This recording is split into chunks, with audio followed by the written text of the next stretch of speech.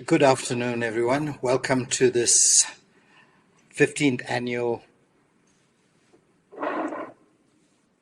Peace, Safety and Human Rights Memorial Lecture. My name is Sats Cooper and I'll be moderating this webinar. I'm going to ask Professor Ashley van Niekerk of the UNISA Institute for Social and Health Sciences to welcome all of you. Thanks, Chair. Thanks, Prof. Cooper. Friends and colleagues and comrades, this 15th lecture is hosted by the UNISA College of Human Sciences and its Institute for Social and Health Sciences. We are joined today by the Psychological Society of South Africa, the Pan-African Psychology Union, and the Apartheid-Era Victims Families Group. The series is in memory of the late Minister Abdulah Omar and Mr. Joe Moabi, and is an annual event. It is endorsed by both the Omar and the Moabi families. The series highlights the frontiers and the evolving and new challenges that face democracy, peace, safety, and human rights in South Africa. The series was inspired and is guided by the ideals and the lives of Omar and Moabi, both remarkable South Africans who uncompromisingly fought against inequality and oppression. You will know that Minister Abdulah Omar actively championed the cause of freedom and equality in South Africa for all of his life. He survived harassment and persecution from the apartheid state, served as a defense lawyer for numerous banned organizations and political prisoners, including, of course, Nelson Mandela, and played a central role in the ANC as it negotiated a constitutional and political gateway to a democratic South Africa. We warmly welcome members of the Omar family, our respects and warmest regards to Farida and Abdullah's sister Latifa, and other members of the family, including nephew Fadil, who is representing the family at this meeting. Joe Moabi was a member of the PAC, the Pan-Africanist Congress. Joe went into exile to Swaziland in 1968, where he led a number of operations for the PAC. Because of these activities, he was incarcerated in Manzini for years and thereafter expelled into asylum, going to England, where he resided with his family for 16 years until his return to South Africa. He joined UNISA at the ISHS, the Institute for Social and Health Sciences, to lead its intervention work with young people in the Joburg South. We welcome warmly his daughter Nana and sons Popoza and Kotso and other members and friends of the Moabi family, including Prof. Patika Ntuli, who is representing the family today. The ideals, the struggles, and the legacies of these remarkable South Africans has over the years reminded us that the fight against oppression and tyranny is ongoing. We are all required to constantly renew our commitment to the cause and development of equality and freedom. In this spirit, the lecture series foregrounds the agencies of peace, safety, human rights, and social justice for all, and strives to deepen our understanding of freedom and prepare us meaningfully to implement the ideals of democracy. This year, we welcome three outstanding South African activists, Alegria Nyoka, Imtiaz Kaji, and Moteba Mohape, all from the Apartheid-Era Victims Family Group. Allegra is the eldest sister of student activist Caiphus Nyoka, who was killed by the apartheid security forces in 1987. Imtiaz was just 5 years old when his uncle Ahmed Timon was killed in police detention in 1971. Muteba is the eldest daughter of Mapetla Frank Mohapi, an activist who died in detention in 1976. This panel will speak to transitional justice, martyrdom, and liberation. This theme highlights our collective responsibility to demand accountability and redress for human rights victims and their families, particularly for the gross and systematic violations through apartheid. The Apartheid-era Victims Family Group has championed this effort, and we are very pleased to have the group lead today's lecture. Allegra, Imtiaz, and Muteba, a very warm welcome to you. We thank you for joining us and very much look forward to this time that you will spend with us.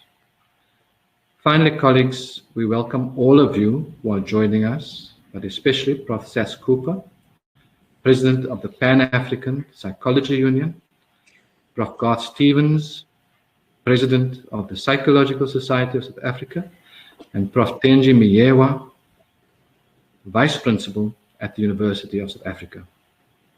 We thank you all for your solidarity in this ongoing struggle for justice and equality. Colleagues, friends and colleagues, I wish you all, and comrades, I wish you all a stimulating and enlightening afternoon. Thank you, Chair. Thank you very much, Professor van Niekerk. I now call on a family friend of Joe Moabi to give us a few words on behalf of the family and the Joe Moabi he knew. Over to you, Pitika Ntuli. Thank you very much, Dr. Cooper. On behalf of the Moabi family, we would like to thank the University of South Africa for remembering them and remembering also the Dala farmer, the Dula Omar family, the two names that have inspired this lecture sessions. Joe Moabi has been a very, very committed and uncompromising fighter against injustice. His guiding words have always been the motto of the organization that he joined, the Pan-Africanist Congress of Azania: serve, suffer, and sacrifice. And he did all those three things today. It is very, very important for us to remember that if everybody else had embraced those, that motto, we would not be at this particular moment, watching the corruption, the greed, and everything that our country is becoming so much, known, for. The family, Nana, Popoza, and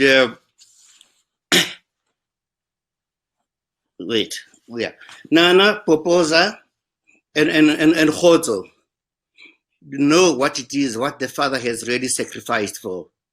We were detained together in 1978 because we were also charged with co-conspirator in the Bethel, trial. For the whole year, that's when you could say somebody who has been rendered completely in the death cells.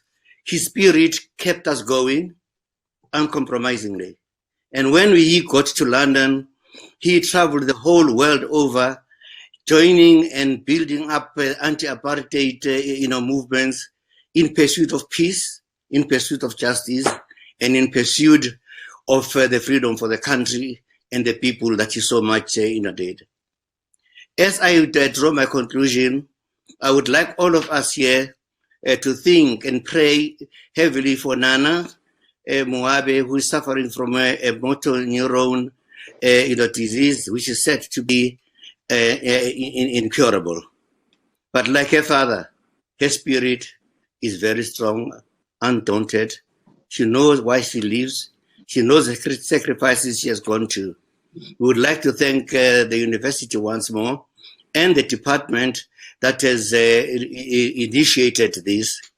And thank you very much.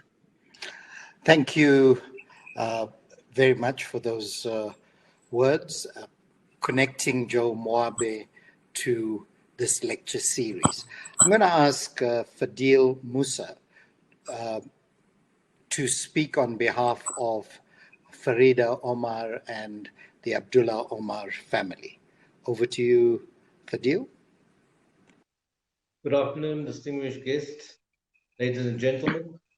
On behalf of the Omar family, I would like to extend a word of gratitude to the invitation received from the South African Medical Research Council, Professor Tenjiwe Miyewa, UNISA Vice Principal, Research, Postgraduate Studies, Innovation and Commercialization, Professor Homotso Masimula, Executive Dean of the College of Human Sciences and its Institute for Social and Human Sciences, in collaboration with the Psychological Society of South Africa, the Pan-African Psychology Union and the Apartheid Era Victims Family Group for hosting this year's Peace, Safety and Human Rights Memorial Lecture Series in memory of the late Minister Abdulah, Omar and Joe Moabi. A benefiting event to the two gallant freedom fighters and other outstanding struggle icons who waged a vigilant and uncompromising war against inequality and oppression. To Professor Tats Cooper, thank you once again for facilitating the panel presentation, keeping the panelists focused, extracting prolific information, and keeping attendees engaged is no small task. Your time and efforts are really appreciated in making this event a huge success. To our panelists, Allegra Kusaka Nyoka, Muteba Moabi, and Imtiaz Amatimo, thank you for your presence here today and on this auspicious event. We wish and hope that the cold-blooded killers of political activists Caiaphas Nyoka and Mapetla Frank Moabi are finally held accountable and justice is done. We are truly inspired by the fact that Timor's murder accused, João Rodrigues, has been brought to task and his case is being considered by the Supreme Court of Appeal in Bloemfontein. We look forward to the accused incarceration.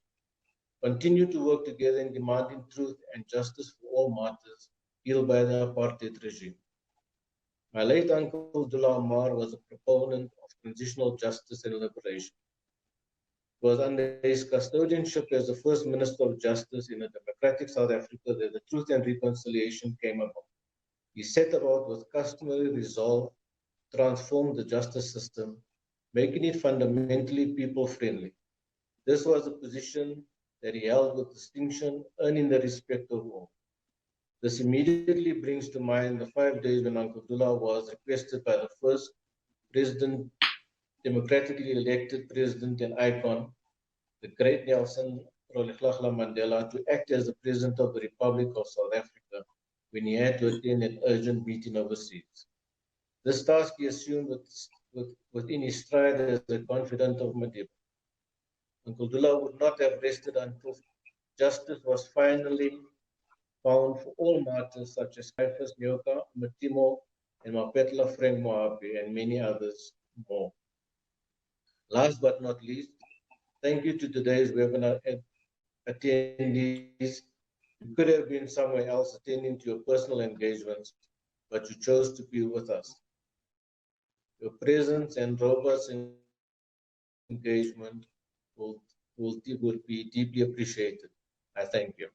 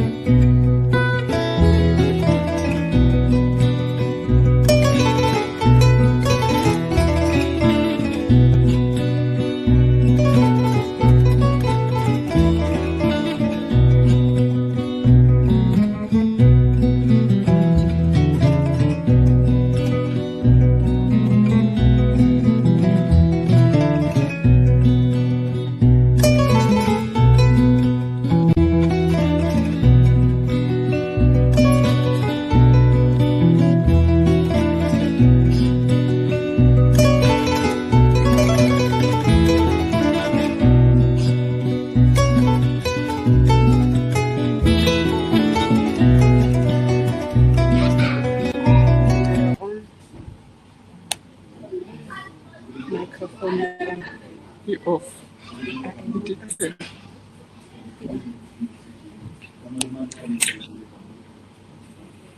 Okay. Colleagues, friends, members of the Omar and Moabi family, and the hierarchy of the University of South Africa, the Psychological Society, and the panelists and their families. Today is World Mental Health Day, and it's significant that this event is held on this day, but it's also World Homeless Day. And the kinds of introductions we've had should give us pause to think about those around us who are less fortunate, and particularly those who are still in the quest for answers to issues confronting their loved ones. We live in perilous times. We live in dangerous times when there's war talk, when people are brandishing their might to fight for whatever narrow nationalist ideals they may be thinking about. And under the pandemic conditions we've confronted, people have been fairly self-absorbed to the extent that social media has become a normative engagement tool. And if we look at social media at the best of times, it is replete with anger, with outrage, and with questions that are unanswered. So it's against this backdrop that we're holding this particular 15th annual lecture series in honor of two stalwarts that many of us have known and engaged with and loved dearly. And what would they say? What would they do when confronted with what we are confronting? So our panelists will speak from the heart about these issues, and in thinking about them, particularly for the psychologists in our midst, I would urge that you look at what commitment we can give to turning around this chaos, this confusion in our country into one that is more caring and more compassionate for our fellow human beings, particularly those who don't have the power, who don't have the privilege, and who don't have the ability to do much about changing their situation, given the geopolitics that confront us, and particularly given our own condition in this country. The panel comprises people who have experienced from a very early age what it is to lose somebody very significant to them. And they're going to speak about that. To open this is Alegria Kutsaka Nyoka, who is the oldest sister of Caiaphas Nyoka, who was killed in the East Rand on the 24th of August 1987 by security forces in Davidton in the East Rand. The father of the family unfortunately passed on without getting answers to what had happened to his son. And Alegria has taken over this baton. She represented the family at the TRC hearing in the East Rand.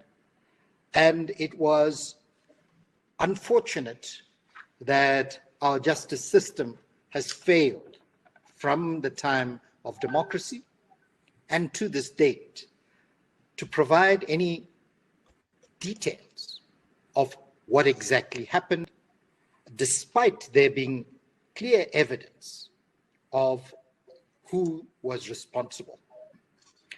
In a sense, we as a society probably need another Truth and Reconciliation communal action from all of us, because there are so many answers that need to be given.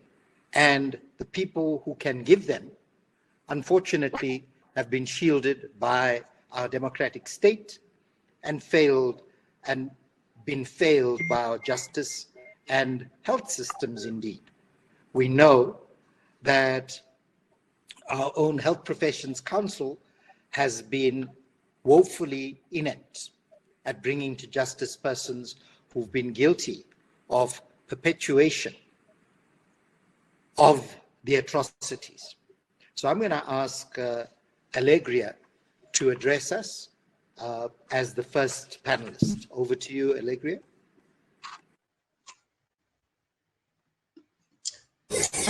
Good afternoon to you, Professor Cooper, and to my fellow panelists, and to all the audience that is listening today. I am Alegria, the eldest or the elder sister of the late Kephas Nyoka, as you introduced me. Kephas was the fourth child, and he was brutally murdered by the security forces in Davidton at his parents' home in 1987 on the 24th of August. At that time, my parents were still alive. Now, we had an inquest, a court that investigated this murder. In 1988, the findings of that inquest were really disappointing, because as a justice system, we thought as a family, we are going to get a justice around why he was killed. But unfortunately, the findings were that the police that murdered him did so under circumstances prevailing, that they were told that Kephas had hand grenades and that he was a dangerous man. So hence, when they came, there were two boys that were arrested, and they were found with hand grenades and explosives, who told the police that they were given by Kephas Nyoka. Now, coming to his home, instead of arresting him because of the information they had at hand, they silenced him, which does not make sense to us as the family. That how can you kill the person before he shows the sources which were really essential as far as we're concerned? So nothing. And then my father passed away in 1992. And in 1997, we were lucky that the TRC selected us as family to represent the case in the TRC public hearing, which were represented by me. The family was represented by me. The TRC did its best, but unfortunately, they had some blocks somewhere in terms of investigations. But the findings of the TRC was that they agreed that Kephas Nyoka was cold-blooded, killed, and his human rights as a person were violated. So he was classified under the people whose rights were grossly violated. But that was all in terms of the truth behind the killing has never been unraveled. We don't know why did the police kill him. Why did those security police that came to kill him said they were the hands of death? Why were they using that code name, that the hands of death? And why was he killed while he was, the information they had was that he's a terrorist. He had hand grenades and explosives. Why should they silence such an important person within minutes of entering his room? So those questions are not answered, and I think they are a sore in our family, because generation after generation will be looking for that truth. Why was Caiphas killed? So hence we didn't get the justice. My father and my mother passed on without getting that justice. I've taken over the baton, as you have said. We are trying to get a closure, because without knowing the truth, we'll never have that closure. So it will always be a sore in us. And it is important that you said today is the World Mental Health Day. So it shows that mentally, there are things, that those pains, we go on with them generation after generation. So we are pleading to the government of today, because the past, when they were killed, it was apartheid era. And we thought with the new government dispensation, which kicked on in 1994, at least some of our problems are going to be addressed. But without them committing the political will, this thing will go on and on, because now it's 33 years that he has died. And still, we're still having those questions. So if the government could really feel the pain that we have and get the answers to the matters, because my brother is like, it's a matter. He died for this freedom. So at least the best we can get is to get the truth behind his killing. And these policemen, one of them, last year on the 6th of October, when the case of Timol was concluded that this João Rodrigues was the killer of Timol, this Sergeant Marais confessed in the newspaper article that indeed he killed Caiphas Nyoka cold-bloodedly. But to date, we don't know what is going on, because with somebody that has confessed, I think they should take it from there. Because most of the evidence as a family, we know the police that killed him, that Major van der Berg was the commanding officer of that raid. And then there was an Engelbrecht, there was this Marais and Standard. So it could be investigated if indeed there is a political will to help us, because without knowing the truth, we won't have peace. So once there is no peace, there's no justice.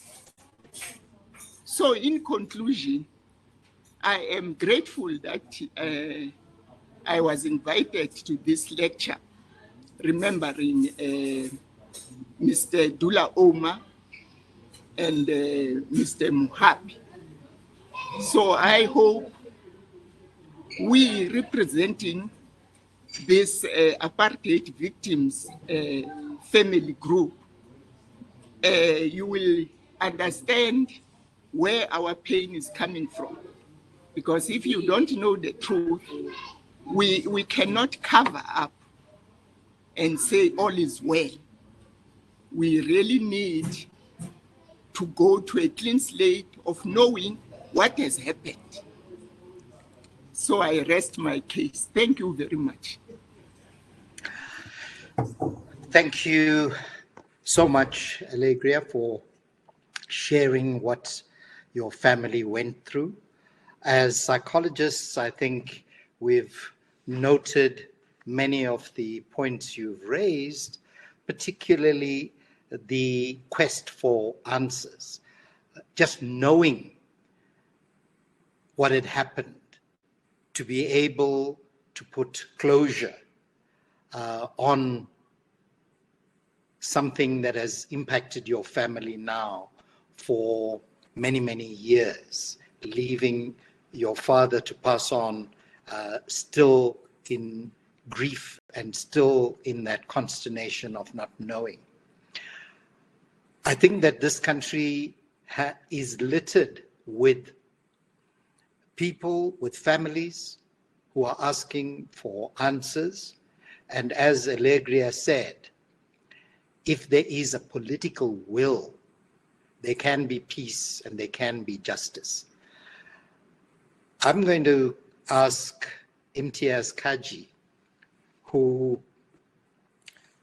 is the nephew of Ahmed Timol, to give us his perspective on what the quest is that he has been involved in, and bringing together the kinds of outcomes that we've seen in the media, and bringing together some of the families to seek justice for themselves.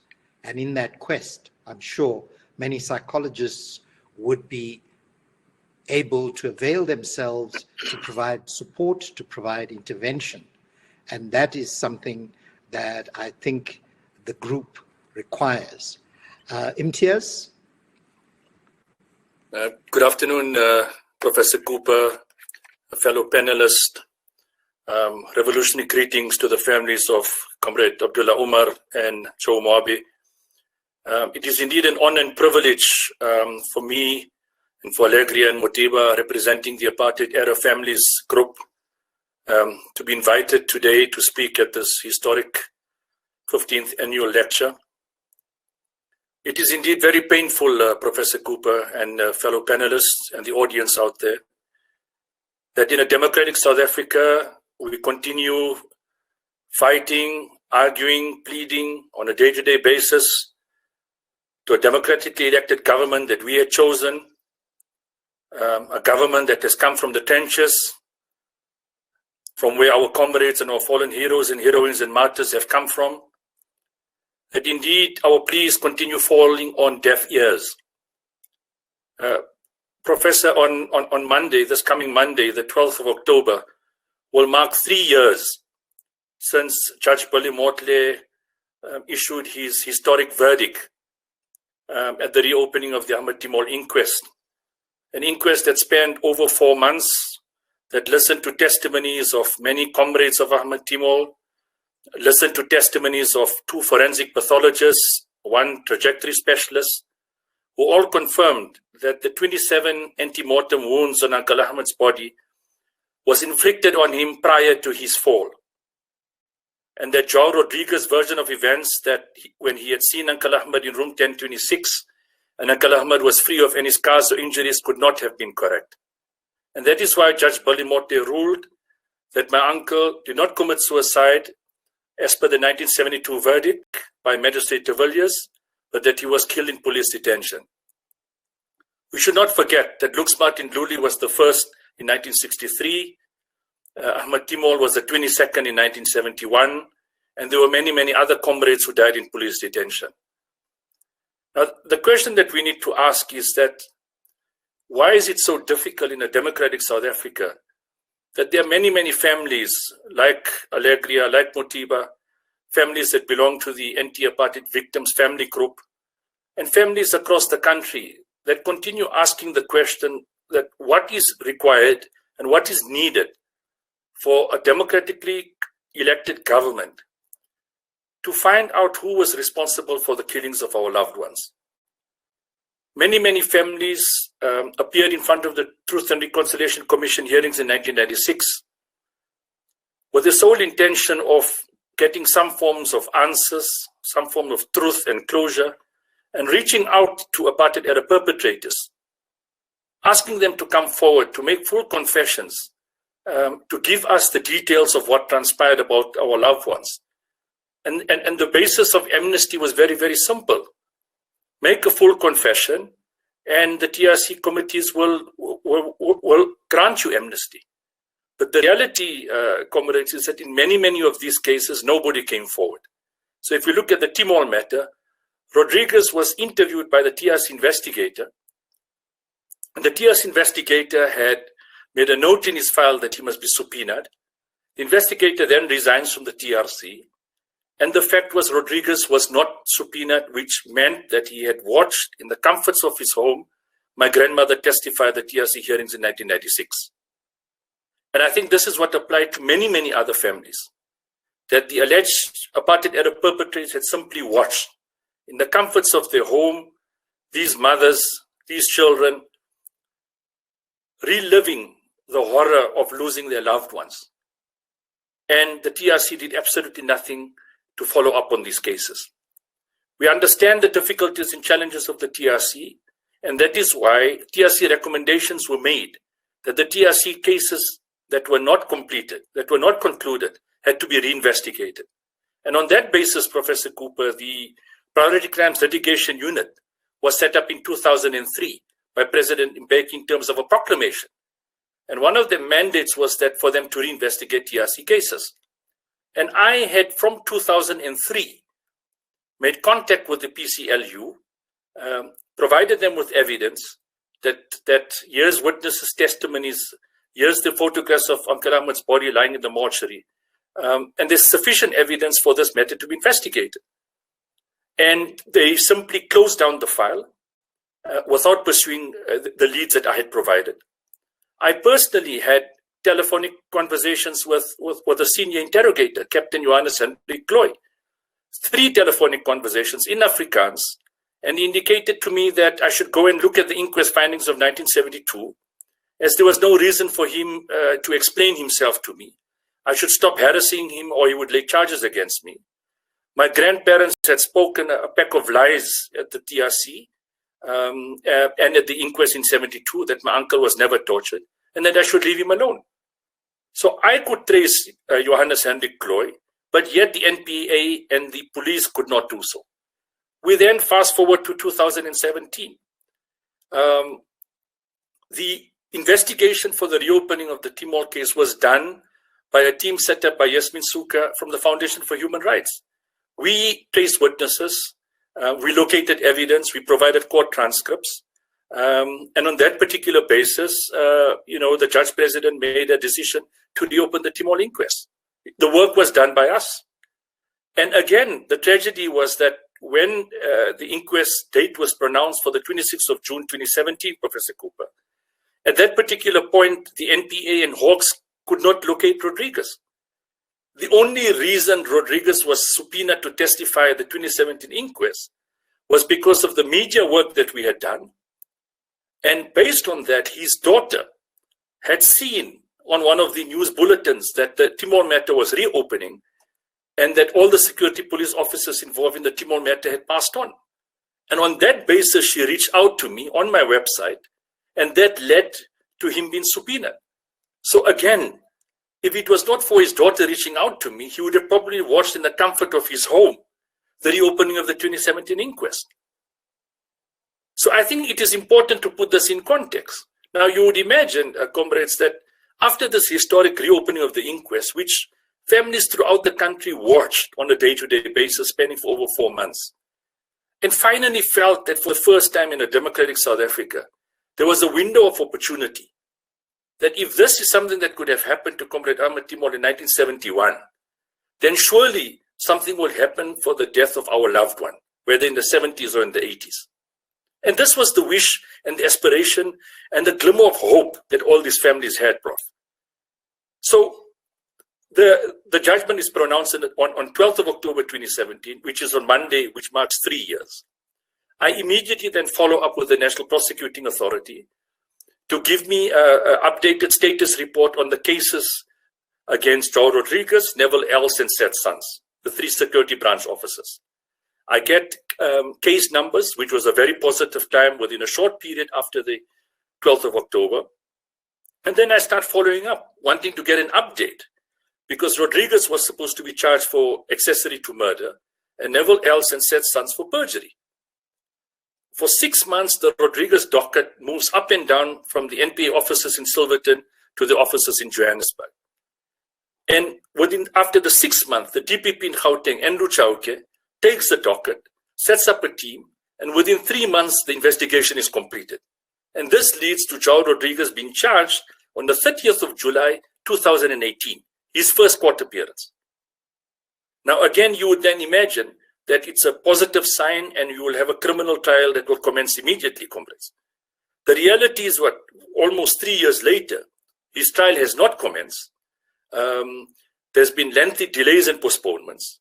His legal team have then argued that they've submitted a 342A application seeking a permanent stay of prosecution against their client. And this application was heard in front of a full bench of a South Gauteng High Court.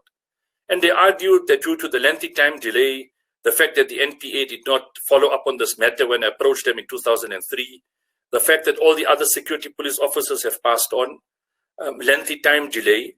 And then they talk about secret pardon and secret amnesty that Rodrigues was allegedly being granted. And then they talk about political interference that prevented the NPA from reinvestigating these TRC cases. So these arguments were presented to the full bench of the South Gauteng High Court, which dismissed his application in May last year. And we're waiting for the 6th of November this year, where we are now, we eagerly await for the Supreme Court of Appeal in Bloemfontein to hear his argument. Now, we should also then not forget, if we talk about justice in a democratic South Africa, Rodrigues' legal fees are paid by the state. They are paid by you and I as taxpayers. A PI application that I had submitted, 6 months later, I got confirmation that the state had paid more than 3.5 million rands to cover Rodrigues' legal costs.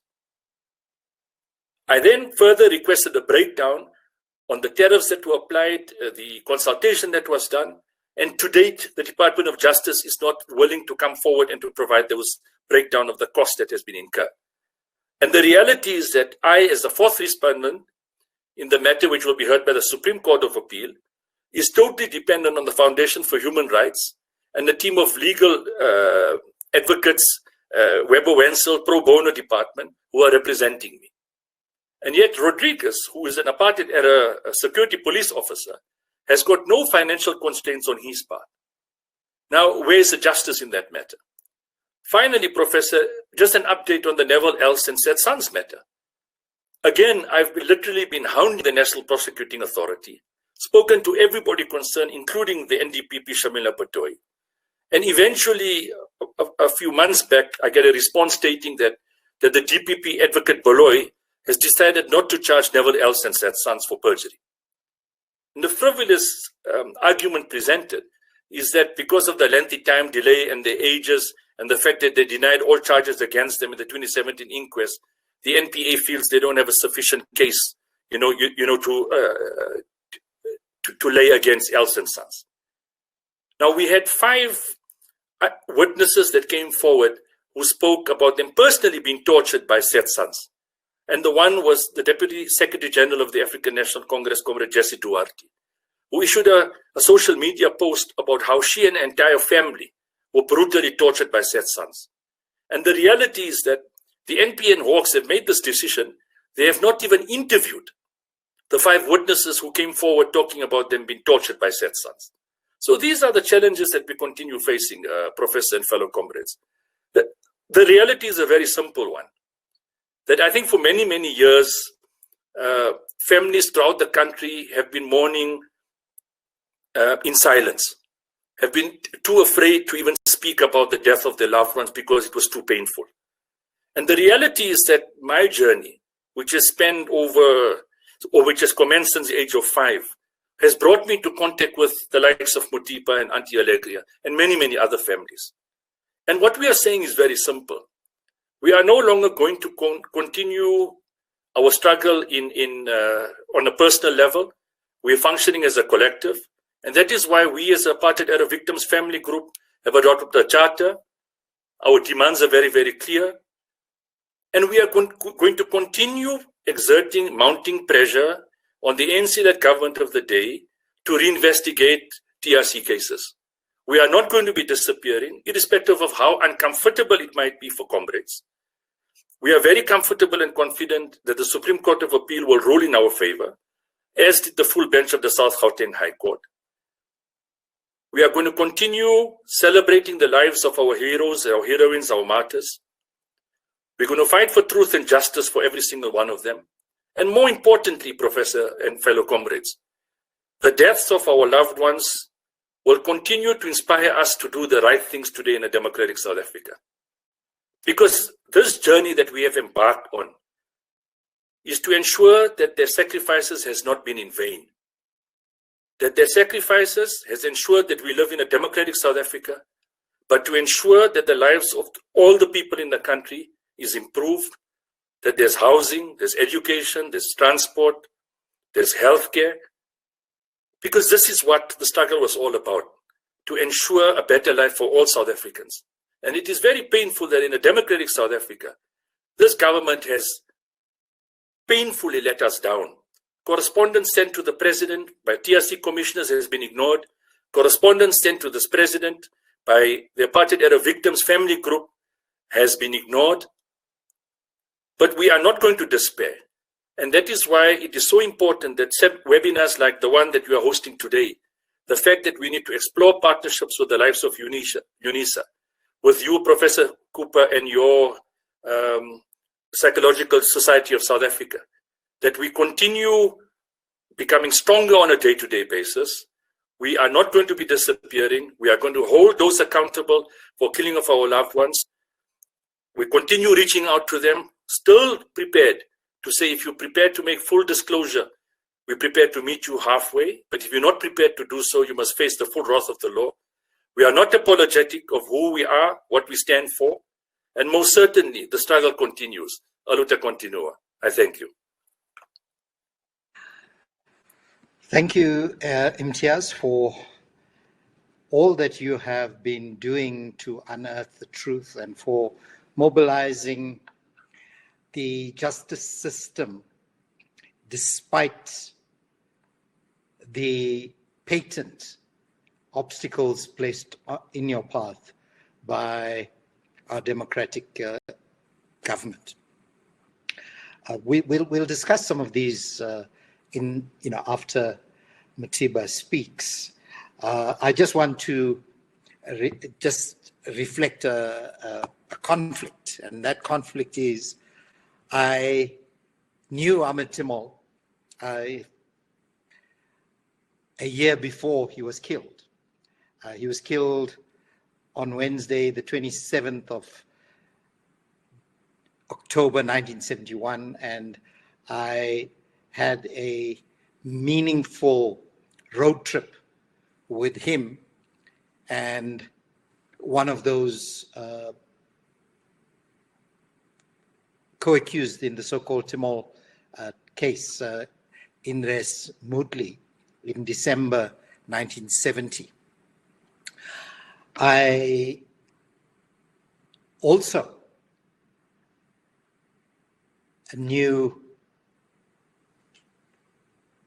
Matiba's father as a student activist in the early 70s and a fellow detainee in 74 and subsequently.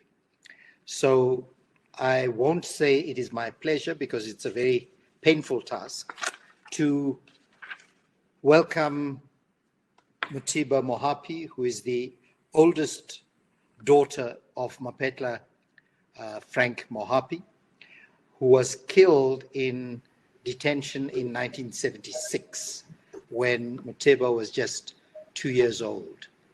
The floor is yours, Moteba. Good afternoon, everyone. It is such an honor for myself and my family for me to be invited into this presentation, into this annual lecture. As I tell the story of our father, who was a member of the BCM and SASCO, he died in detention in 1976 on the 5th of August. He was detained on the 16th of July under the Terrorism Act.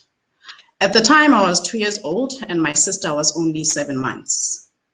This death robbed us of a father and left our family broken. Our family has never been the same. And this I view as a human rights violation. The inquest into the death of our father found that he hung himself with a pair of jeans and that no one was responsible for his death. Sorry. And it is so that we, as part of the African apartheid victims' families groups, we would like the inquest to be reopened. We would like for justice to be served, and we would like to know what exactly happened to our father. Are we to believe that a family man who was a loving father killed himself when there are so many things in that inquest that clearly go against that conclusion? We see a collusion within the different elements of the state at the time that were meant to uphold the status quo, make sure that they conceal any wrongdoing on their part and that they perpetuate the lies that they told, that our father killed himself. There was also a testimony by Ambassador Tendri Mtinzo that was ignored, where the police who were torturing him in a cell, in the same cell that my father died in, said to her, "Now you see how my brother died." And all of those things, having been heard during the inquest, still led to a conclusion that nobody was responsible for his death. In view of these and other matters, as a family, we reject that notion. And we would like history to record correctly the memories of our loved ones. After the TRC, I think it still boggles our minds that nothing else happened as was recommended. The TRC recommended that these cases be reopened and reinvestigated. One wonders then, what was the point of the TRC? Was it just for the victims to just come forward, tell their stories, and for them to be told to then reconcile? Who exactly was reconciling here? Was it only the victims? We are not necessarily, all we want is the truth. And we watch with great sadness the lack of political will to pursue these cases. As Imtiaz mentioned earlier, that he has to rely on pro bono services to pursue the case of his uncle, whilst the perpetrator gets paid for by the state with our taxes. All these things cut very deep. It is really painful to watch. This lack of resolve in prosecuting obvious injustice, I believe, is what is giving birth to the lack of regard of the laws of our country today. We're battling rampant corruption, gender-based violence and femicide, and many other ills because people do not respect justice. I believe our democratic government owes it to us, its people, to make sure that our human dignity is preserved and justice is served. We talk about rewriting our history. We need our government to support this. We've been short to talk about our stories because the oppression continues. When you believe that your father did not kill themselves, but the record is that he did, there's a continuous battle that goes on within yourself. And so it becomes important that this history is rewritten. And we believe that if history was rewritten and was continuing being rewritten, we would not have doubts in our minds as to whether apartheid was a crime against humanity, like we recently saw with our former president, F.W. de Klerk, not being sure whether apartheid was a crime against humanity.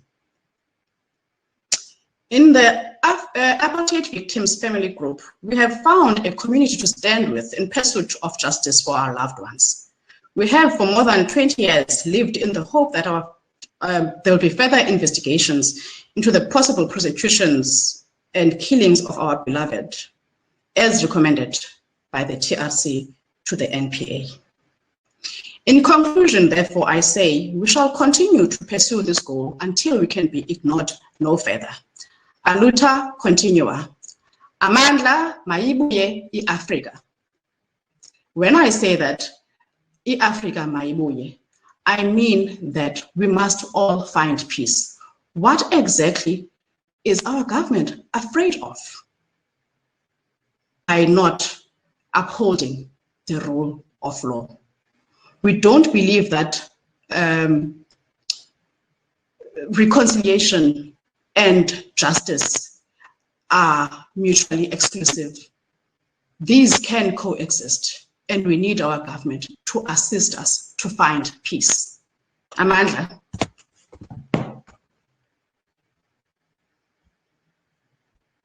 Thank you, Mateba. Yes. I think colleagues, others on the webinar, some very important issues have been raised, and the abiding question is the unanswered one.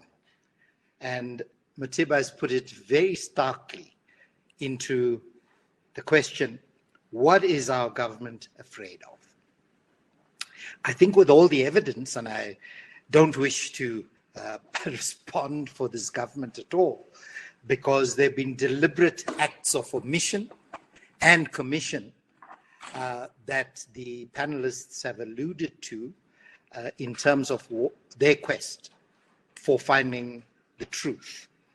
What is our government afraid of seems to me to be that issue which Nelson Mandela raised with me in 1978 when we were walking in the courtyard of the single-cell section in Robben Island, where he said, all our organizations have been infiltrated. And to imagine that a system as powerful as the apartheid one, not to embark on a campaign of infiltration of each of the organizations is stupidity at its worst level. All organizations in that period were infiltrated as of that factor. So when he raised that with me in 1978, he said, our organizations have been infiltrated from the top to the bottom.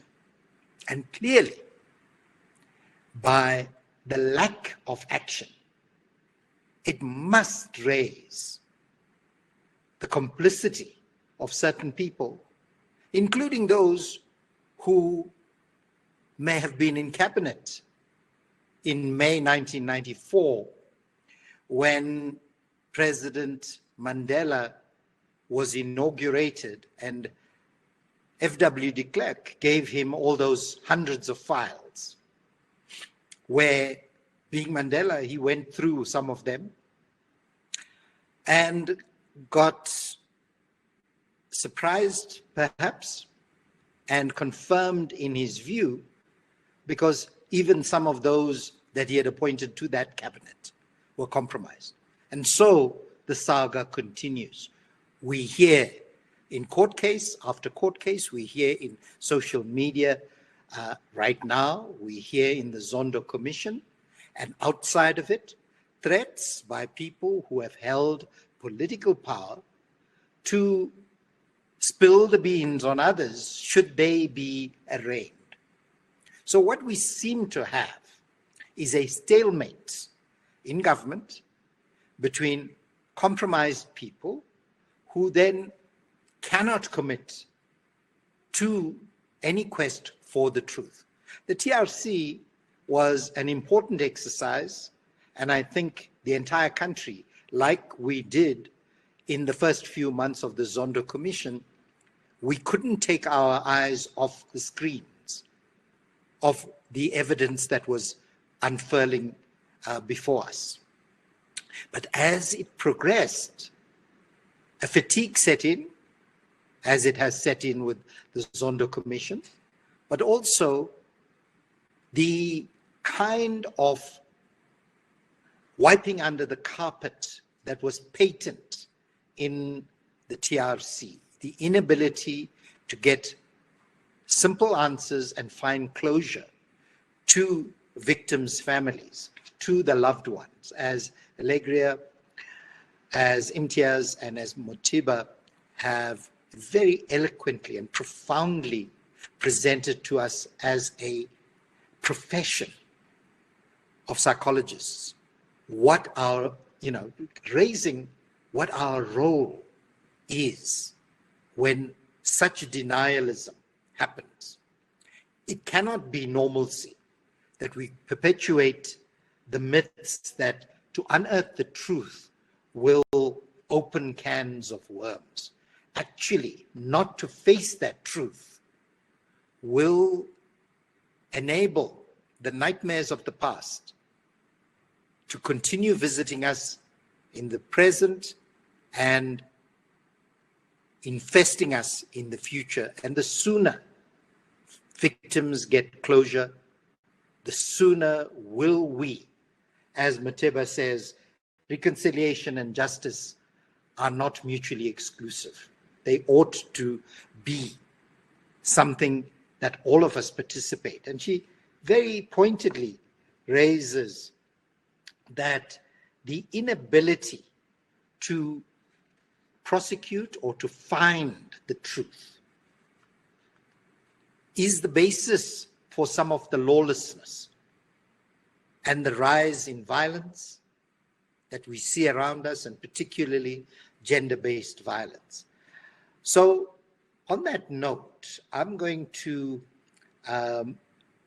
raise a few questions to you, the panelists.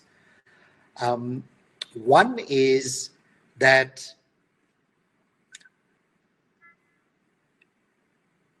you strongly believe the TRC let us down.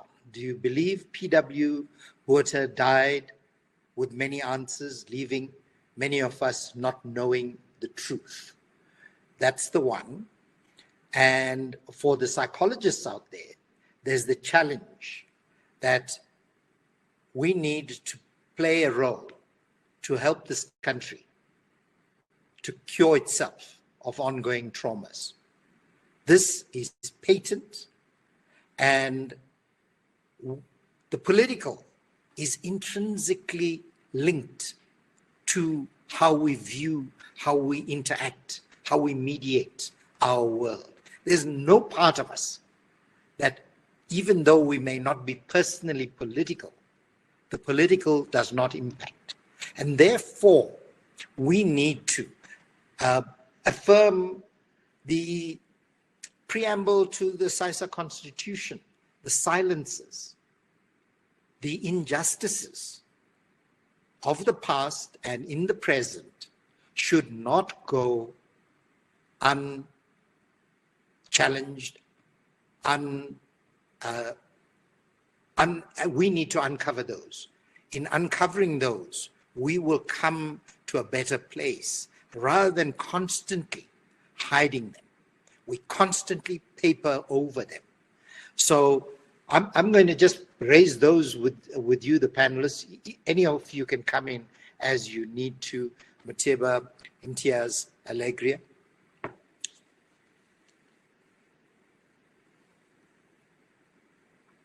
Alegria, do you want to? Yeah.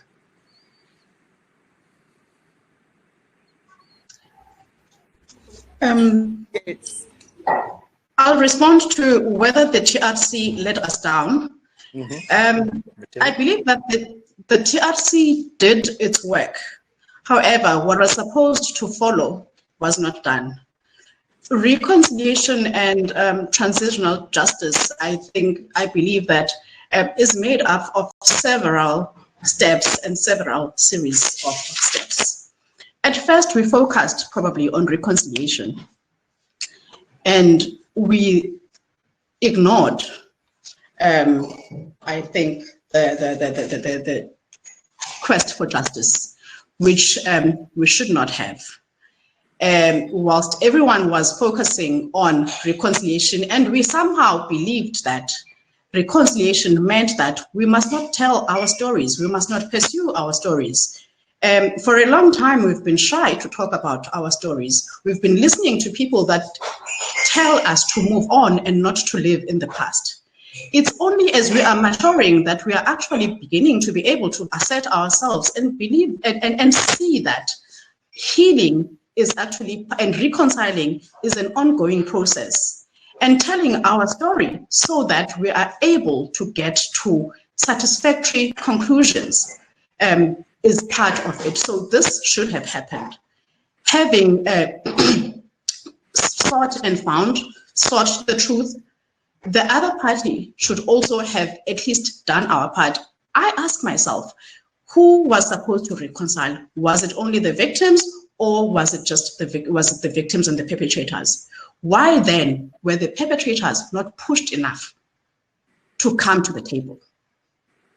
And because they didn't, Imtiaz, I think, mentioned just now that the TRC was very clear that if you come forward, you'll be granted amnesty. Now that it wasn't, what is our government doing? Because they set up this process to restore the country. Having received democracy that was hard fought for, how then do we uphold that democracy if we do not ensure that we commit to the things, to the pillars of the democracy, justice being one of them? Thank you. Okay. Alegria, you want to come in? I think she covered some of the things I wanted to say. Because the TRC, I think, was established in good faith to uncover the truth, and so that those that were hurt by the past regime could now know exactly what happened, so that once you come to terms with what happened, in a way, it will be easy for you to reconcile. But I think the TRC had hiccups, as Mutiba explained, that the people who came forth were more victims than the perpetrators. Now, that caused a shortfall because the perpetrators didn't come forth, and some of them were claiming that they were exonerated by the regime, the apartheid regime. Now, it makes us, how can I reconcile while I don't know the truth? Because all of us were pouring our hearts out so that we can know exactly what happened to our loved ones. So I think that was the problem. And I also know that the TRC had a problem in terms of investigating, because when you present your case, they were going to follow up all the leads that you have given. But it looks like they didn't enjoy access to get all the resources that were needed. So at the end, it was like the TRC failed us. But I think they can also talk for themselves. But I think in my own way of viewing, it failed us because at the end, it was just that you have been declared a victim of gross violation. And then the people were given a compensation of 30,000, which 30,000 cannot buy somebody's life. So it was more like, keep quiet and then continue with your life as business as usual, while the pain is still there. Sure. I think that's an important element because, yes, I'd almost forgotten that the TRC made the offer of 30,000 to each of the victims at that time, which was, as you correctly say, it cannot replace a life. Imtiaz, you want to come in on this? Thanks, Professor. I think we need to look at, that particular period of 1996. So comrades were in the trenches, grassroots level, activists coming from exile had just entered the corridors of power. And obviously it was a new dawn. It was a new beginning. And here you have this TRC process, and you find all these victims pouring their hearts out. And I think civil society and families as well, because it was a new phenomenon, were relatively calm and quiet, and I think still mourning and grieving. And that is why there was not, in my view, more pressure exerted on the TRC in 1996. But what's very interesting, Prof. and comrades, is that I'm currently doing research for my third book. And when one begins to understand some of the background dramas that were unfolding, you then begin to understand that there were lots of internal fighting and politics that was taking place in the TRC, which is not always made available in the public domain. I give you a simple example. A former boss operative who was head of the London and Washington office was an investigator for the TRC. Now, whose interest do you think he was serving at the TRC in 1996? For me, it's very clear. It now makes more sense than ever before that the TRC was there to send Eugene de Kock to prison, and the generals and commissioners and everybody else were going to get off scot-free. Victims had poured their hearts out. They will then disappear thereafter, and the matter will be forgotten. They then set up the Priority Crimes Litigation Unit in 2003. They assigned former apartheid-era prosecutors to head this unit. Now, just grasp this. You are appointing apartheid-era prosecutors who've been sentencing our comrades to prison, and you're asking them in 2003, please head this Priority Crimes Litigation Unit for you to investigate the crimes committed by the apartheid regime that you were part of. And when I've raised this in my discussions over the years, I then get branded as a racist. So these are the challenges that one faces, that yes, the TRC was filled with challenges. It was part of a process, but there were recommendations that were made, and precisely the PCLU unit in the NPA was to follow up on this matter since 2003. What then emerges is that we hear of a special pardon project that was embarked on by President Mbeki, which was then rejected by the courts because of work done by the Foundation for Human Rights, the family of Nokutula Similani and the wives of the Craddock Four that objected. That stopped this pardon process from happening. And that is why for so many years, TRC cases have not moved. And when they have moved, in the Agate matter, they wait until senior interrogator of Agate, Stephen Whitehead, passes. In the Hafiji matter, they wait until Andy Taylor passes. Now, you can't tell me that that is a coincidence. That is very, very clear that there is inner workings in the background to make sure that as soon as they pass on, then the Department of Justice announces that we are reopening this matter.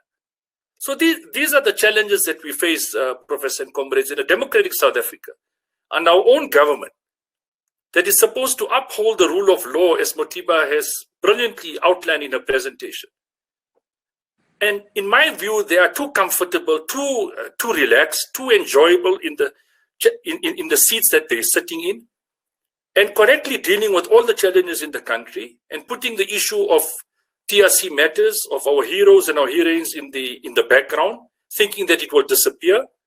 The families will get tired, they will not make noise about it. But unfortunately, this is not going to transpire. The second portion, Prof, your question to your team of psychologists, I can only share my own perspective. I, growing up, wanted to avenge the death of my uncle. An angry young man that had no avenue to fight against the racist apartheid regime. And that is why when I heard my grandmother testify at the TRC in 1996, I made a silent vow. With no academic qualifications, research qualifications, I told myself that I'm going to do something about this. And that is why I started conducting research that led to the publication of my first book in 2005. But also to share with you, so many within our ranks and circles were very happy with the reopening of the 2017 inquest and with the successful conclusion, because it was a victory for all of us. But my journey post-2017, Prof, to pursue Rodriguez is now deliberately being met with resistance from within our own circles. Forget the old guard. And the question that is now asked is, but why are you pursuing this old man? It is too painful for us to relive this. But yet we relived it in 2017 without a problem. When I am pursuing Rodriguez with the sole intention of saying that your version of events are not true, which can only mean that you must be sitting with more information as to what really transpired about the killing of Ahmed Timur. And if you come forward and make a full disclosure, we can then explore and have further discussions. Now, why is it that comrades within our own ranks have got a problem with Rodriguez being pursued? Which in my view only means exactly what you've outlined in your comments, Professor, that there was secret negotiations, that were secret deals, there were trade-offs, and very, very possibly that the apartheid regime had a list of informants within the ANC and the liberation movements. And this is what the trade-offs meant in the CODESA talks, which simply meant that these matters were simply going to disappear. And that is why we find a total lack of apathy by the democratically elected government to pursue these matters. And that is why the Rodriguez criminal trial and his hearing on the 6th of November is very important, because it is going to send a clear message that apartheid-era cases are not going to be disappearing. And once the courts rule in our favor, pressure will be mounted on the state and the ANC-led government to put a plan of action on the table to ensure that the TRC cases get investigated, the memories of our loved ones gets restored, and we are not just living in the past, but bringing and keeping their memories and legacies alive, Professor, will inspire us on a day-to-day basis to do the right thing, that we don't have the likes of the Zondo and the Nugent and all the other commissions, but that the deaths of our loved ones will inspire a democratically elected government to run the country the way it is supposed to be run, which simply means for the betterment of all our people. I thank you. Thanks, Imtiaz. I think that it's quite clear that the current dispensation,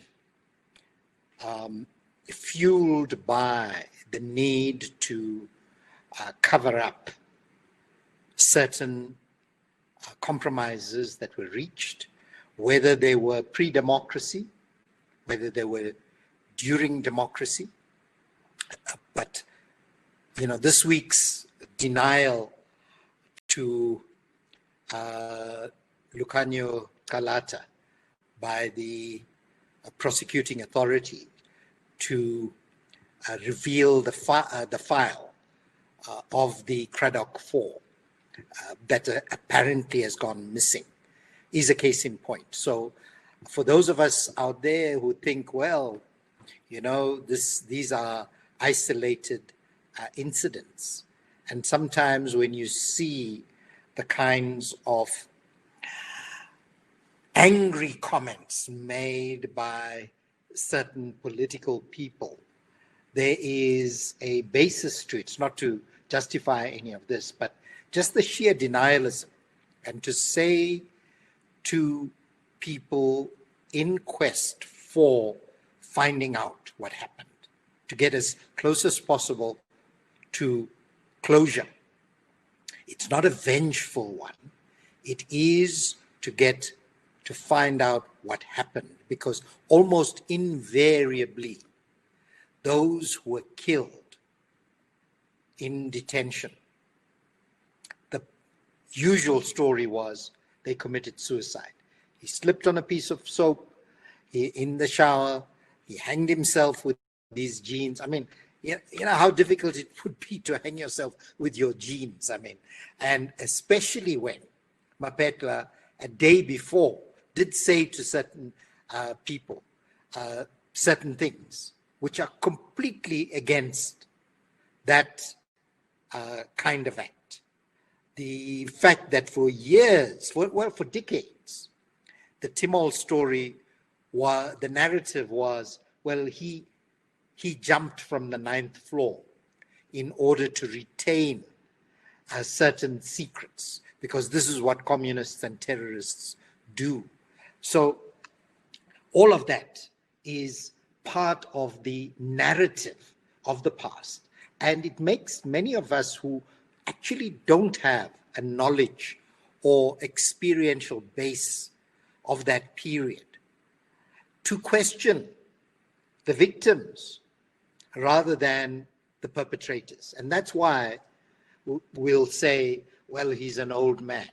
But, you know, in Imtiaz putting it across to us, we want to know what happened, who else was involved, because in coming clean, you expiate yourself of some of the stuff that is going on. I must say that a lot of the psychologists online are very touched and very impacted by what the three of you have said. And I'll just quote from them. As the Psychological Society, it's time for us to join forces with communities and address the psychosocial challenges we're facing today. Our society is bleeding and wounded. The panelists have highlighted the wounds as deep justice is the only way that we will be able to heal those wounds. I hope that this exercise is therapeutic. It's important to hear about the deep loss experienced by the survivors and the families left behind. And I want to also point to the fact that the SAISA Constitution enjoins us to come out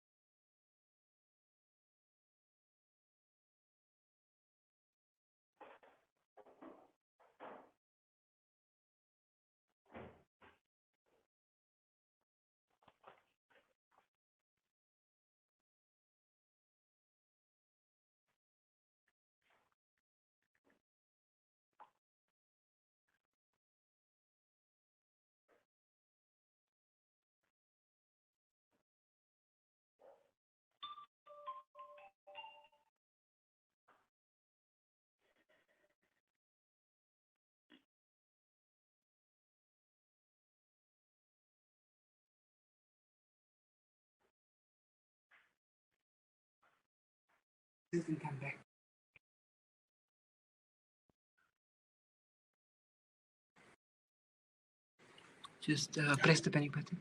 It's gone now, it's on. Okay, there's been connectivity problems. I'm sorry about that, but I'm sure the president of the society, who's coming on next, will speak to the commitment of the fraternity to assist the apartheid era victims, as well as others who have experienced trauma in their lives, many in different sectors, who still suffer from trauma that has gone unintervened. And that is telling us something about this wounded society. You know, the woundedness that has been spoken about by many of you on the chat line. It will be followed up, and rest assured, Imtiaz, Muteba, Alegria, and others in the victim support program and grouping, that we will play our role and assist you in professional ways. We will follow this up and come back to you on that one. For those requiring CPD, the forms will be put online, and you need to fill those in order to get the ethics point that you will be claiming. I'm going to call on the president of the Psychological Society, Professor Garth Stevens, to give a short closing remark. Thank you, Saf. Can you hear me? Yes.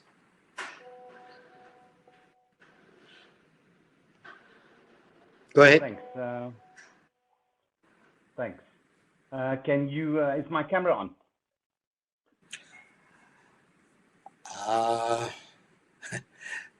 No, but go ahead. We can hear you, Garth. I'm hoping you can see me right now. Thank you. We can see you. Thanks very much. Thank you. So thank you for allowing me to make some closing remarks here at this 15th annual Peace, Safety and Human Rights Memorial Lecture on Transitional Justice, Martyrdom and Liberation.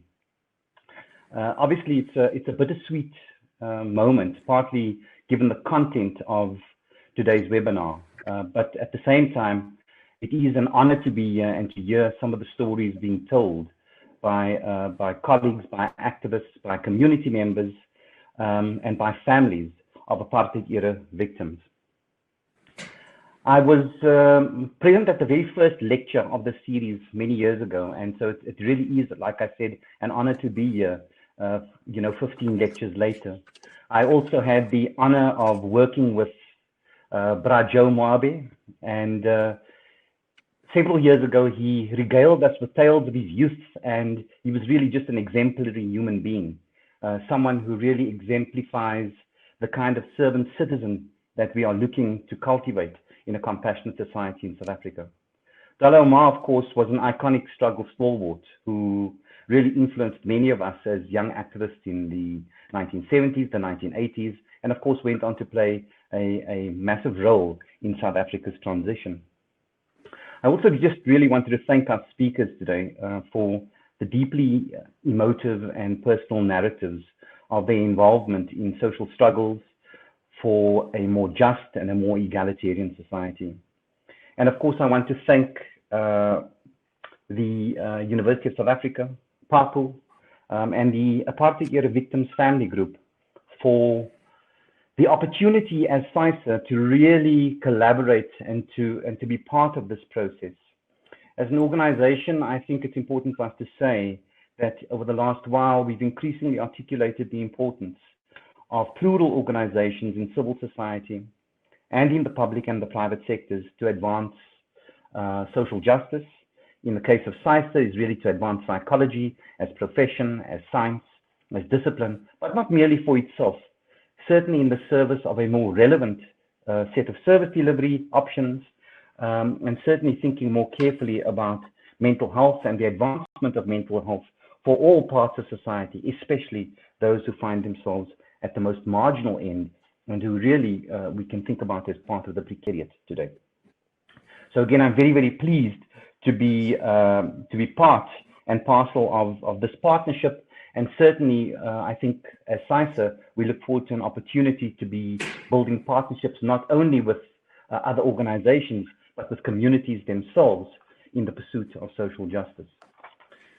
Beyond my initial thanks, if I may, Prof. Cooper, just take some time to make a few remarks from the webinar today.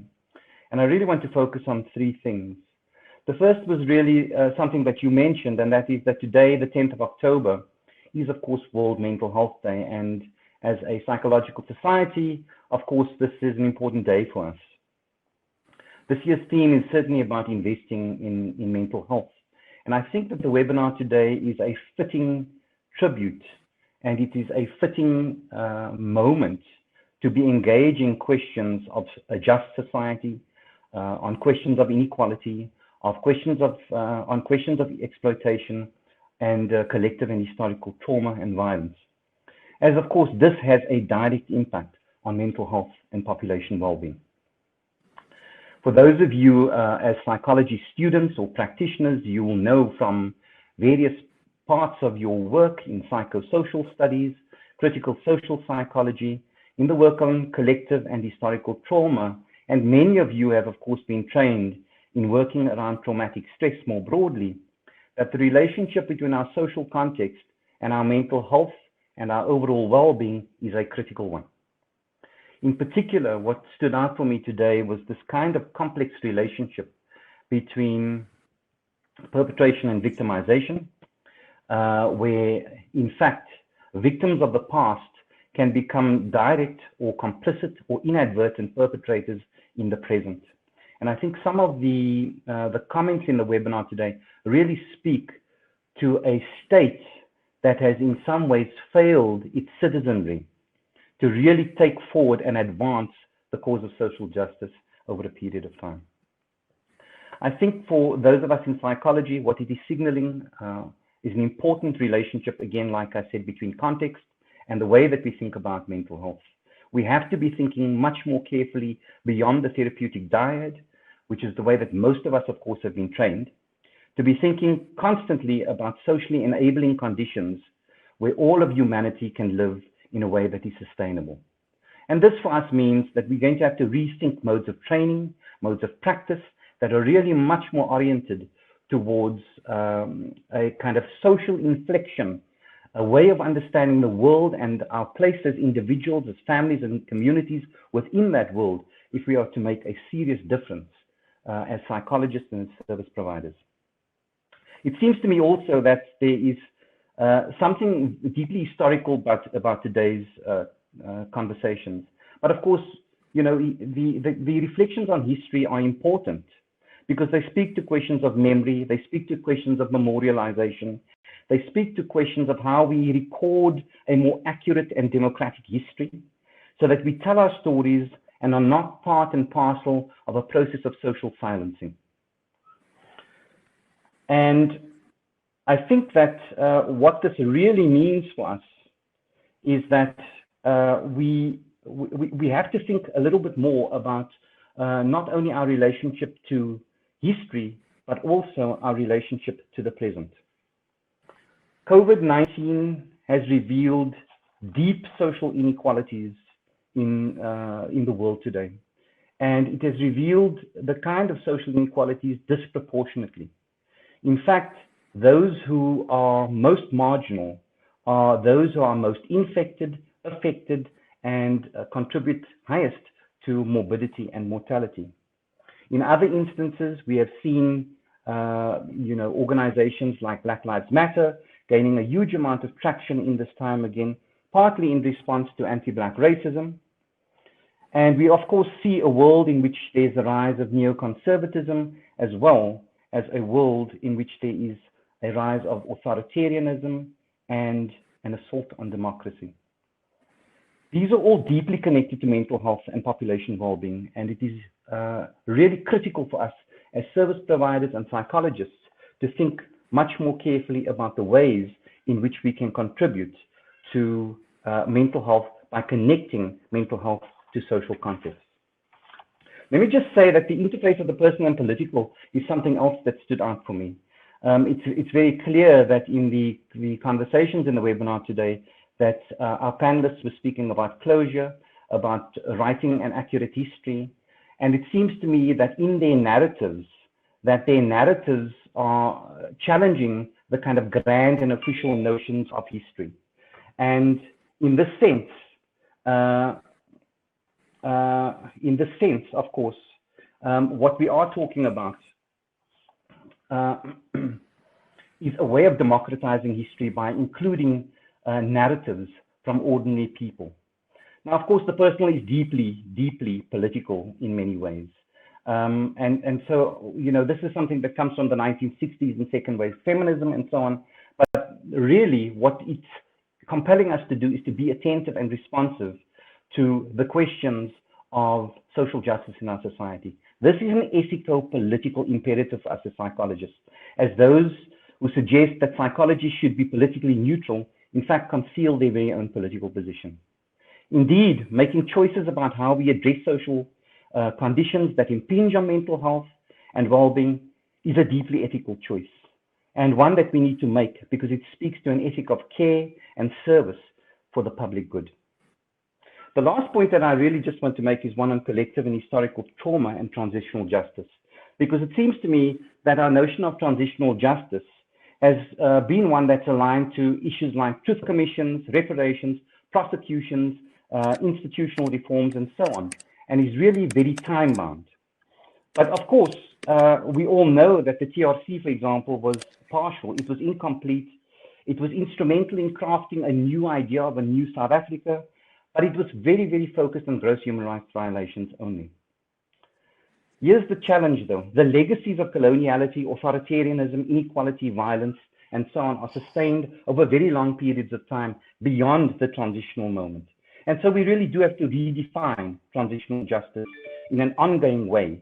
That is something that is much more iterative. It is a process. It is not an endpoint.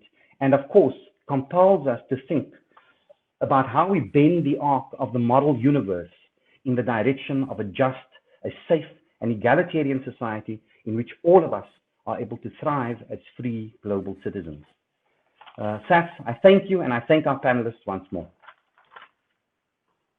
Thank you very much, Professor Stevens, SAISA President. I want to also thank all the psychologists who have volunteered their services in the quest for healing the wounds of the past, which reflect in the present and which are going to continue to dog our society, a nation struggling against itself. I want to advise those of you who have been unable to download the CPD form to just send an email to info, I-N-F-O, at SAISA, PSYSSA.com. info@saisa.com, and you'll get a form that you can fill without going through the hoops. Finally, I'm going to ask Professor Tenjiwe Mewa, the Deputy Principal, the Vice Principal of UNISA, to make concluding remarks. Over to you, Professor. Prof. Cooper, we're just waiting for her to come online. Oh, all right. So meanwhile, I should just point out some of the comments. What a moving and eye-opening webinar. The trauma continues today.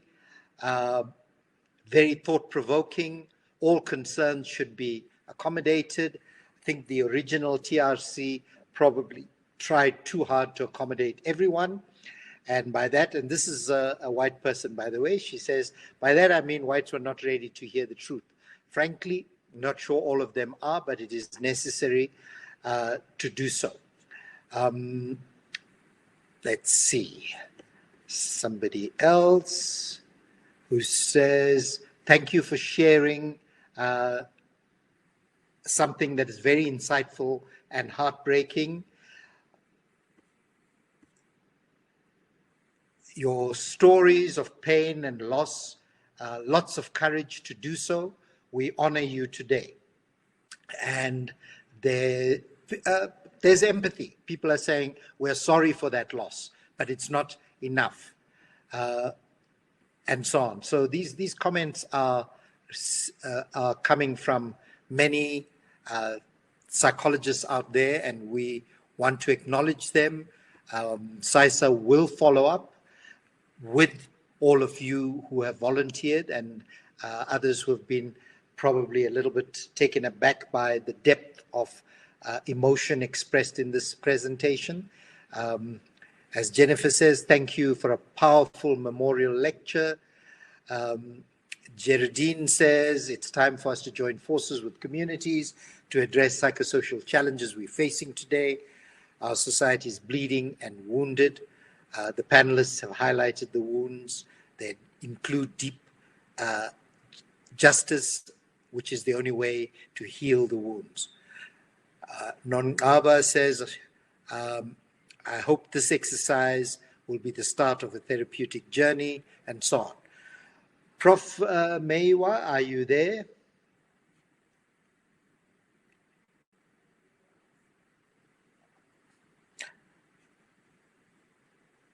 Well, if Prof. Meiwa hasn't been able to connect, I think... Dr. Cooper, just give us a minute. Oh. She is on. I'm just assisting her to get her camera on. Give me a minute. Okay. Okay.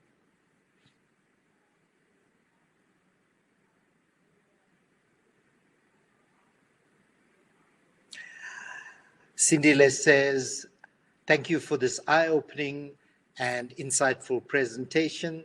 As heartbroken as this feels, it's refreshing to hear the commitment and dedication of the families.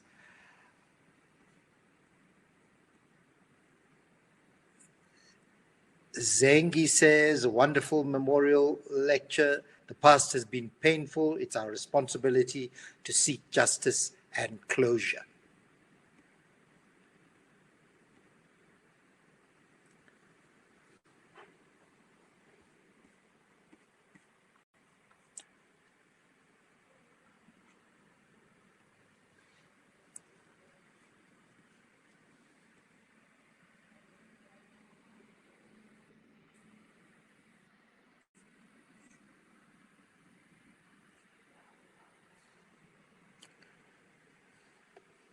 I think for many of the psychologists, they have had a slice of the pain that many families, many individuals, and the panelists have experienced for decades now. And I think it will be a more thoughtful, a more insightful, a more compassionate and caring psychology profession that goes forward into helping to heal these wounds and create a society that is able to meaningfully confront itself and be proud as a new forged entity for the future, instead of the disparate, the warring, the angry and violent bits that we are currently. We need to ensure that whatever happens in the public space, the psychosocial underpinnings are consolidated. And how we deal with the worst off amongst ourselves underpins our own claim to being part of the human family. We are all one, our biology is one, and yet we find ways to create silos and to create plainly divisions that ought not to exist, particularly 26 years after democracy. Hopefully we'll go forward stronger, we'll go forward with a more cohesive understanding of the difficulties we confront as a burgeoning society, both in the small sense as a psychological society, which incidentally was created in January 1994, over 4 months before our democratic elections at the end of April 1994. And coincidentally, while we were in the thrall of the miracle of our elections in Central Africa, in Rwanda, hundreds of thousands of people were being massacred. Now, that's the kind of thing that happens in our world, and we often ignore the kinds of hurts that occur in other places. But as that student saying goes, which has been picked up by other groups, an injury to one is an injury to all. That pain, which Fatima Harun talks of, the pain will always be deep-rooted, and we as the victims group will not give up in the hope of finding justice. It's time we stop to underestimate the impact that untold truths can have on the families. I'm going to repeat that if you have not managed to download the CPD form, please email info@sisa.com. Over to you, Professor Meiwa. Thank you. I hope you can actually see me now. Yes. Okay, sorry about that, the glitch. There was something wrong there. Moderator Prof. Sets Cooper, esteemed panelists, the Omar and Moabi families, organizers of the webinar, lecture co-hosts, the Institute of Social and Health Sciences with the Psychological Society of South Africa, honored guests, practitioners, students, boys and girls. My name is Tenjie Meiwa. I'm the Vice Principal responsible for research, postgraduate studies, innovation and commercialization at UNISA. Safety is very important for us, which is part of what this lecture is about. And my office is honored and proud to be associated with the annual Peace, Safety and Human Rights Memorial Lecture that celebrates the lives of two great South Africans. The lecture series, which is one of our flagships, continues to encourage us to reflect on the current challenges facing the culture of democracy, peace, safety, and human rights in South Africa. And of course, it reminds us, as we have heard this afternoon, that the fight against structural, direct, and epistemic violence continues. As we also heard, the series is also a space to voice and tell stories that inspire hope and serve as courageous dialogues. Addressing the challenges to peace, safety, and human rights in South Africa calls for collective action and, more importantly, ethical leadership, constituted of integrity, moral authority, and a commitment to service.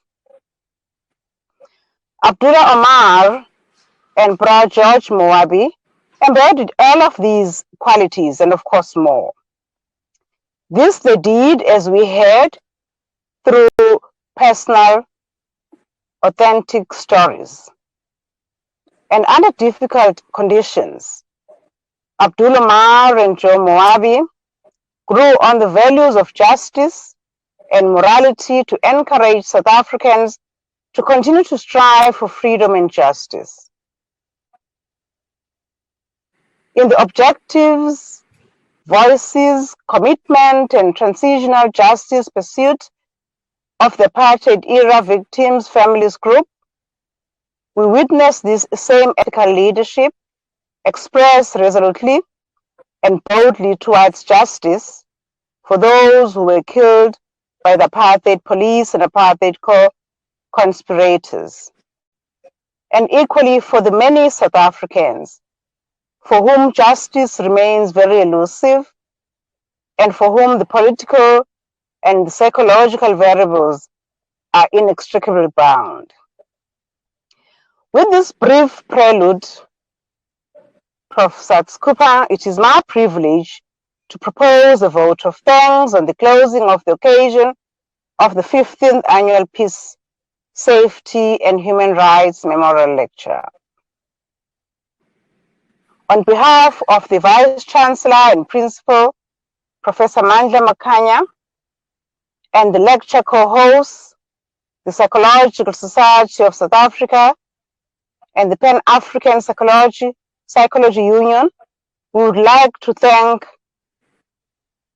the families, that is the Omar and Moabi families, for allowing us to memorialize the legacies of Abdulah Omar and Moabi, and their continued support over the past 15 years. We appreciate very much so your involvement that's continuing, and the messages of the family representatives, those we appreciate. We appreciate Professor Petiga Ntuli and Fadil Musa, who've shared their reflections. We are deeply grateful to the apartheid era victims' families group, and specifically to the panelists, Alegria Kusakanyoka, Imtiaz Ahmed Kaji, Muteba Unati, and we are thankful for several voices not shared this afternoon, for their inspiring and courageous stories, a number of which those stories are yet to be told. Thank you to Professor Cooper, President of the Pan-African Psychology Union and board member of our UNISA Institute for Social and Health Sciences, for the engaging as well as skillful moderation of this event this afternoon, and for holding together engagements in the way that he's done.